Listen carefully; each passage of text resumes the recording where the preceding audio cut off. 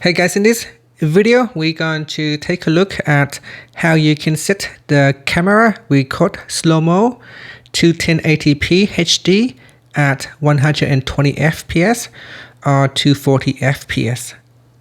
First, let's go back to the home screen by swiping up at the bottom of the screen. And from the home screen, tap on Settings. Now in the Settings page, scroll down. And from here, tap on Camera.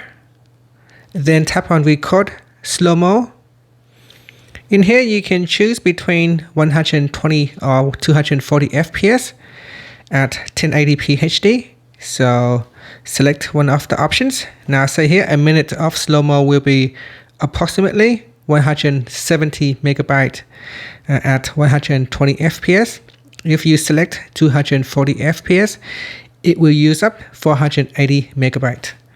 And that's it. So select one of the options, then swipe up to go back to the home screen. Thank you for watching this video. Please like and subscribe to my channel for more videos.